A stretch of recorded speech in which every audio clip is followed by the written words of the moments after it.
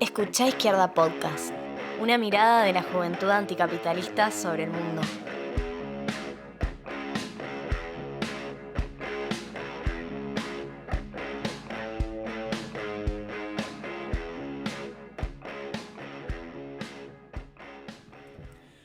Buenos días a todos, todas, todes. Estamos en una situación en la que en todo el mundo se recrudece la pandemia del coronavirus. La crisis es cada vez más grande y aumenta el número de víctimas fatales. En Argentina se profundiza la crisis solapada con una crisis económica. Al mismo tiempo, el gobierno afloja la cuarentena de manera irresponsable.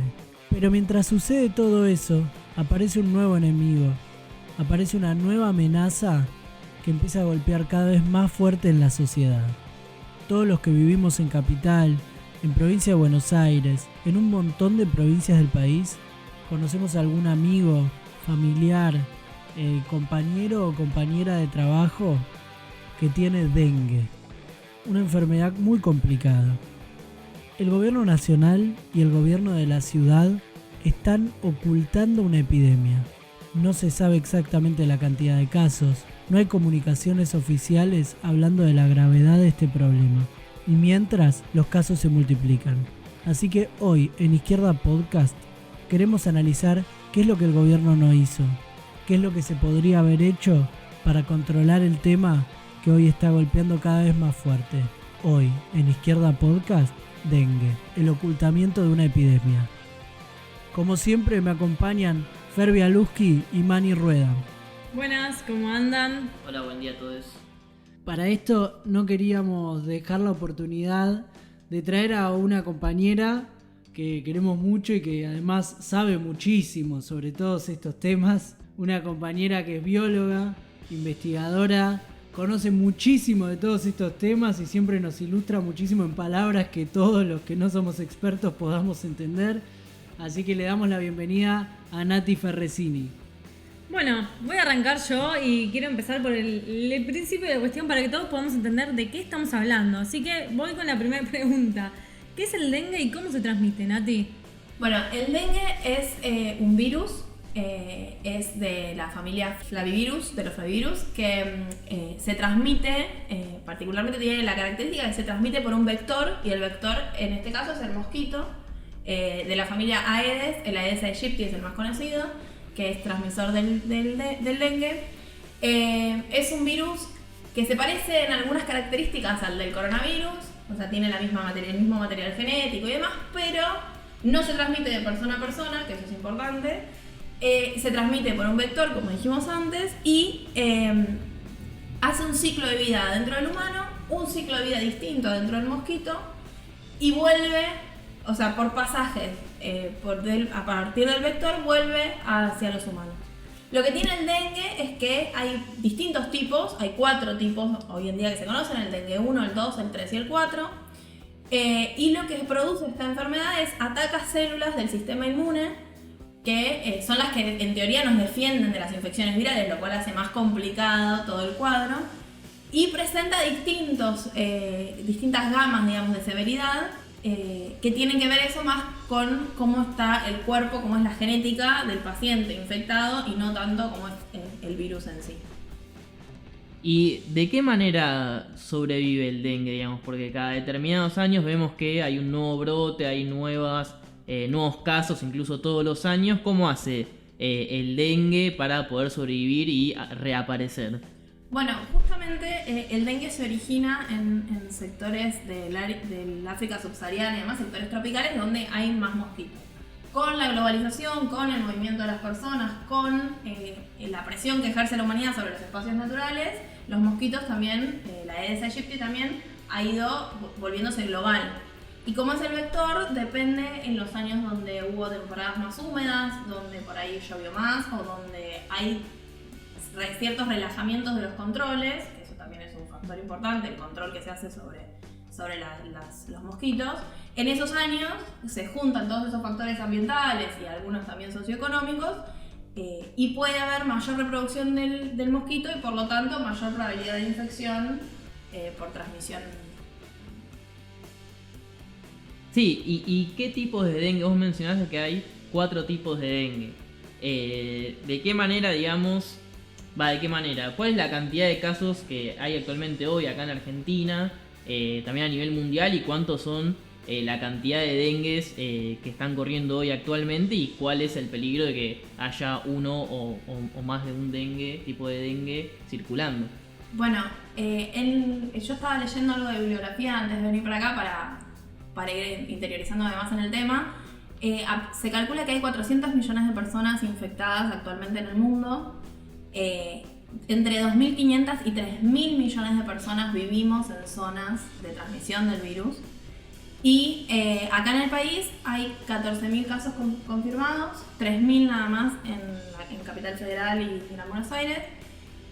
Lo que viene circulando, por lo que se viene viendo, todas las semanas se larga un informe epidemiológico en el país, el Ministerio de Salud lo larga. Por lo que estuve viendo de la última semana, lo que más circula es el dengue tipo 1 y el 4, y hay un poco de circulación del tipo 2. Los riesgos de los tipos virales es que cuando te pica un tipo viral, supongamos el tipo 1, para poner ejemplo, cuando el mosquito que te pica te transmite el dengue 1, uno desarrolla anticuerpos. Es decir, que para la próxima vez que te pique, si viene con dengue 1, el cuerpo ya se defiende y no progresa la enfermedad. El problema es que estos anticuerpos son tipo específico.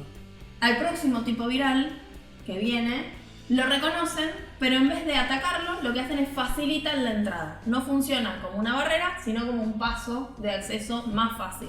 Lo que hace que sea más complicada una reinfección con un tipo viral distinto. Por otro lado, distintos tipos virales tienen además distinto grado de severidad de la enfermedad. Y se sabe que el tipo 2 es uno de los más graves, incluso en las primeras infecciones.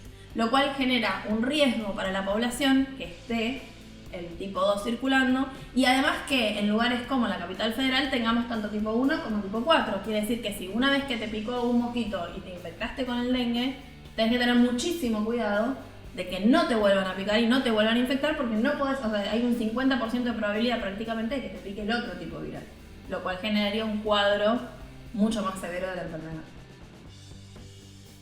Bueno, y con respecto a pensar un poco la pandemia del coronavirus, que bueno, estamos justamente inmersos en esta situación, pero también la epidemia desde lo social, ¿no? Porque yo tengo entendido que hay que entender la composición social de la población y de ahí las medidas que se vayan a tomar, ¿no?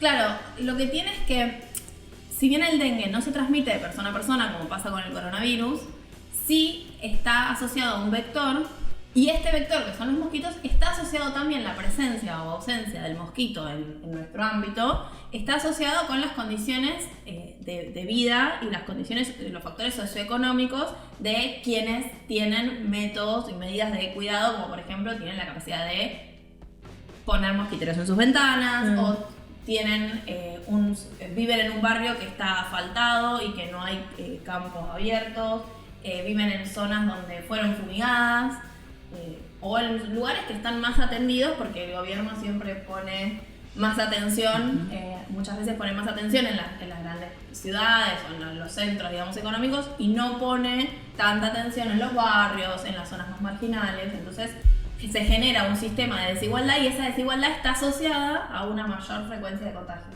Claro, y a mí me parece clave esto que traes para poder problematizar un poco qué entendemos por salud, porque hoy estamos muy acostumbrados a hablar de la salud con respecto a la ausencia o presencia de la enfermedad, pero hay todo un costado que es lo más relevante, que tiene que ver con las condiciones de vida de la población, que tiene que ver con no tener un enfoque, una perspectiva de la salud como algo lucrativo, como algo privado, sino como un derecho. Y ese derecho se tiene que garantizar cuando vos tenés en cuenta cómo vive otra persona, porque vos, con el coronavirus, algo que traíamos en el primer episodio del podcast, si vos le decís a alguien que para no contagiarse se tiene que quedar en su casa, también le podés estar diciendo que no se va a contagiar, pero va a tener hambre. ¿Por qué? Porque no estás midiendo todos los factores y los elementos que hacen a la vida de los trabajadores principalmente. Entonces, vos tenés un sistema de salud basado en la búsqueda de ganancia, de lo comercial, o sea, de la ganancia y el interés comercial por sobre la vida de los trabajadores, y pasa también que se terminan tomando medidas cuando ya hay muertos o cuando ya hay casos. Entonces falta todo el ángulo que tiene que ver con la prevención, para que esto no pase? Claro, yo estuve viendo en redes sociales y además en la comunicación, en los medios de comunicación que uno maneja diariamente, el ángulo individual. Esto es, Exacto. contra el dengue, la pelea la tenés vos en tu casa. Todo lo que hay, o sea, leí textualmente una frase que decía, todo lo que hay que hacer, todo lo que se puede hacer, lo puedes hacer vos. Lo cual acá saca del plano toda la cuestión de la prevención, de la cuestión epidemiológica, que son políticas de gobierno, son políticas de Estado. Tener equipos de prevención, hacer campañas de prevención. Este año la campaña de prevención, que en general arranca para noviembre, diciembre, todos los años, para la siguiente temporada, brilló por su ausencia. No se pone un peso, ya lo estamos viendo con los enfermeros y los médicos y las enfermeras Exacto, y las médicas que tienen que atender a pacientes con coronavirus y no tienen un centavo para ponerse guantes y máscaras adecuadas. No se pone un peso en la prevención, no se contempla esto que veníamos charlando de la situación socioeconómica de la gente que favorece o a veces complica los cuadros clínicos, y por supuesto no se tiene en cuenta que no hubo fumigación este año, por más que en el caso particular de Aedes es un poco más complicado porque tiene un ciclo de vida diferente, entonces la fumigación no es lo más efectivo que hay, pero de cualquier manera no se fumigó en ninguna parte del país. Digo, no se están tomando las políticas de salud públicas que tienen que estar.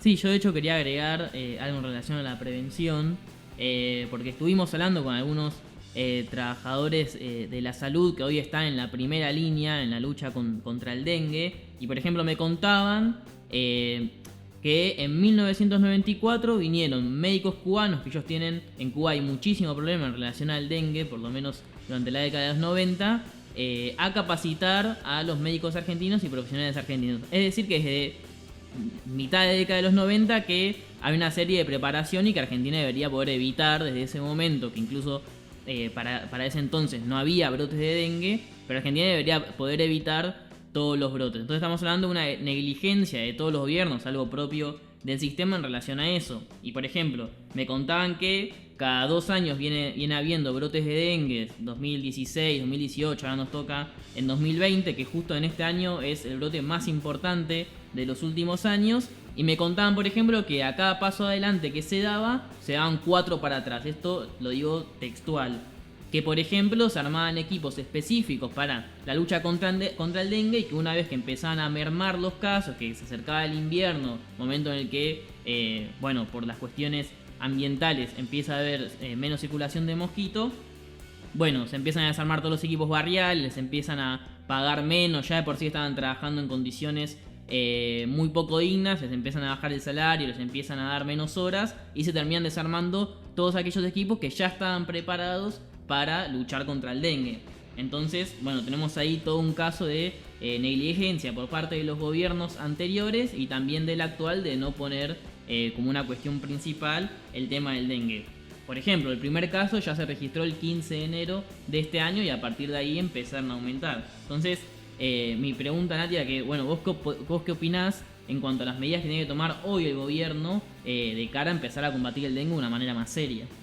Bueno, para empezar, como justamente vos comentabas, que comentan los especialistas, mantener los equipos que se conformaron ahora, los equipos de especialistas, que muchas veces incluyen epidemiólogos, médicos clínicos, o sea, expertos en las áreas, mantener esos equipos, dotarlos con más personal, dotarlos con más presupuesto y que se mantenga el trabajo durante las épocas muertas y incluso los años en los que no haya epidemia, porque es la única manera de mantener la investigación, de mantener el trabajo y poder hacer una prevención real que evite que haya cada tanto determinada cantidad de años un nuevo brote que se lleve, o sea, ya hay 1100 y pico de muertos de todos los casos, o sea, es un montón de gente. Y de esa manera la única manera de prevenir esto es invirtiendo en salud y manteniendo, porque además son profesionales que ya tienen experiencia, que ya conformaron parte de estos equipos, entonces estás desperdiciando un montón de recursos humanos y mal pagándolos muchas veces. Tiene que haber una inversión real ahí. Bueno, Nati, y ahora que nos contaste cómo se transmite del mosquito al humano, yo quiero saber cómo se contagió el mosquito. Bueno, el mosquito en realidad lo que hace es, cada vez que un mosquito nos pica, como tiene que tomar nuestra sangre, inyecta saliva en la picadura, que la saliva tiene un componente que es anticoagulante. De esta manera no se coagula la sangre y el mosquito puede seguir succionando. En el mosquito, el dengue vive y se reproduce en las glándulas salivales. De esa manera, cuando el mosquito nos pica e inyecta saliva con el dengue. Y así entra en el torrente sanguíneo el virus y puede contagiar a las células que son el blanco, que son células dendríticas, macrófagos y monocitos, que circulan, habitualmente son células del sistema inmune que están circulando permanentemente en nuestra sangre. ¿Se está desarrollando ya alguna vacuna contra el dengue? ¿Existe algún método que sea efectivo para poder prevenir el dengue, para que no sufrir las consecuencias? Bueno, para el tema de erradicar el dengue hay dos vías. Una, como decimos, es la vacuna, que se está desarrollando una primer vacuna que es una vacuna pentavalente, es decir, que protege contra los 4 tipos de dengue más la fiebre amarilla, que está basada en el virus de la fiebre amarilla atenuado, que presenta parte de la envoltura y de las proteínas virales del dengue 1, el dengue 2, el dengue 3 y el 4. El problema con esta vacuna es la efectividad. Se está probando en algunos pacientes, pero se demostró que hay efectividad distinta en pacientes que ya fueron picados e infectados alguna vez con algún tipo viral, que en algunos casos, si no estaban infectados previamente, se dan la vacuna, una reinfección puede ser más severa. Entonces no se está viendo que haya una buena efectividad en la vacuna y además tendría el problema de que como está basado en el virus de la fiebre amarilla, cualquier persona que haya tenido fiebre amarilla o que haya sido vacunada contra la fiebre amarilla no podría recibir esa vacuna porque puede ser mortal. Entonces, bueno, por ese lado está todavía en veremos la cuestión. El otro eje es el de erradicar el mosquito, porque muerto el vector se supone que no hay más transmisión. El problema de eso es cómo hacer para eliminar a todos los mosquitos Aedes sin eliminar en el proceso a todos los insectos y sin destruir las cadenas tróficas que dependen de la existencia de los mosquitos. Se están probando, por ejemplo, en Brasil se probó en el año 2016 liberar millones de mosquitos machos que estaban modificados genéticamente para ser estériles. Entonces competían contra los mosquitos salvajes y entonces no había huevos. Como esas hembras se reproducían con machos estériles, no ponían huevos. Funcionó, se vio que funcionaba bastante bien. Hay varios problemas técnicos, como por ejemplo que para separar los machos y poder aislarlos se hacen en cultivo y los científicos lo que hacen es reconocen las larvas masculinas de las femeninas, las separan, crían aparte a esos machos. Pero bueno, hay un primer problema que es lo tedioso, lo costoso, que eso es. Hay un segundo problema que es que lo tenés que hacer varios años seguidos para garantizar que que desaparezcan todos los Aedes. Y otro problema es que algunas larvas pueden confundirse y uno podría estar liberando más hembras al ambiente. Por otro lado, se está probando también, o se está empezando a probar, infectar a los mosquitos con una bacteria que se llama Wolbachia, que es inocua para los mamíferos, para los seres humanos, solo afecta a los insectos. El problema es que se sabe que Wolbachia también puede afectar a los lepirópteros, como por ejemplo a las mariposas. Entonces lo que se está viendo es tratar de hacer experimentos a pequeña escala de cuál es la interacción, porque Wolbachia lo que hace es, también vive en las glándulas salivales y compite contra el dengue por todos los nutrientes y todas las cosas que necesita el dengue para reproducirse. Entonces si está Wolbachia, lo lógico es que el dengue no esté. Pero el problema de eso sería cuál es también el impacto ambiental y que no haya después modificaciones posteriores y que eso no termine siendo un problema epidemiológico más grande de lo que es ahora el dengue. Bueno, aparecen varias problemáticas muy grandes con el tema del dengue. En primer lugar, no es una casualidad que sea una enfermedad también de los países pobres, que responde muchas veces a la falta de planificación a la hora de atacar las epidemias, los brotes. Yo técnicamente no sé exactamente si se puede erradicar para siempre o no. Lo que sí sé es que probablemente se pueda controlar la magnitud, probablemente se pueda controlar los sectores. Entonces, esto se relaciona con un problema global. porque el coronavirus todavía no ha llegado a su pico. Y cuando llegue a su pico el coronavirus, el sistema de salud probablemente y casi seguramente tenga un colapso, y esto no lo decimos por una idea nuestra, sino por lo que cuentan los trabajadores del Hospital Belgrano, lo que cuentan los trabajadores del Paro y 100, lo que cuentan los trabajadores en la capital federal en un montón de hospitales, de falta de insumos, personal y preparación. En ese momento, donde todo tenga que ser para el coronavirus, ¿qué pasa con los casos de dengue? Y las cifras aumentan y no termina de haber una salida. Es indignante la idea de que la salida sea individual. Parecido al coronavirus, de vuelta todo el fardo le cae a la sociedad, le cae a cada individuo y a cada familia. Pero no se puede tomar simplemente desde ese lugar. No se puede tomar simplemente desde ese lugar porque en cada hogar, en cada lugar hay distintas situaciones, hay distintas condiciones de vida. Y lo que hace falta realmente son políticas públicas universales para combatir estos flagelos. La gente tiene que poder comprar el repelente, la gente tiene que poder comprar la espiral, la gente tiene que poder acceder a todos los recursos, pero además el Estado tiene que tener políticas de prevención y además, en este momento donde los casos ascienden a miles y miles, el Estado necesita sí o sí hacer un sistema universal de salud en el cual vos, si te tenés que ir a atender y no tenés obra social, no tenés prepaga, te puedas atender en cualquier clínica. Entonces, ya mismo necesitamos universalizar el sistema de salud y además entender que no es casualidad que estas enfermedades, estos brotes se junten, que los problemas se junten, el dengue, el coronavirus, no es una locura. Son estos gobiernos que no dan abasto, pero no dan abasto porque políticamente no quieren ocuparse realmente de las necesidades de la población, porque son gobiernos capitalistas, que el único criterio que siguen es el criterio de ganancia. La salud universal no es ganancia, la prevención no es ganancia. Y encima tenemos estos gobiernos que no fueron capaces de ocuparse ni siquiera de controlar estos brotes. Entonces entendemos que el problema es el Estado y que el problema es el sistema. Así que cuando hablamos de epidemias, cuando hablamos de pandemia, cuando hablamos de enfermedades y hablamos de una salida, hablamos de construir una salida anticapitalista para que haya planificación, para que haya racionalidad a la hora de explotar la naturaleza y de vivir en ella. Bueno, eso es todo por hoy. Nos encontramos como siempre la semana que viene. Les dejo una invitación. El viernes 1 de mayo y sábado 2 de mayo voy a estar participando de la jornada de pensamiento socialista.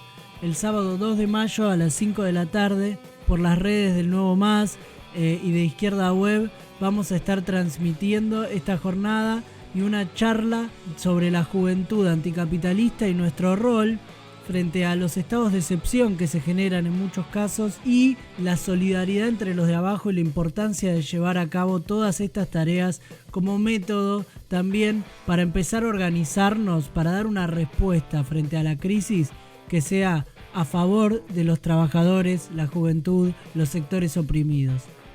Así que, bueno, eso es todo por hoy. Les dejo la invitación, como siempre, a seguir nuestras redes, Nuevo Más Cava, Izquierda Podcast y Federico Winokur.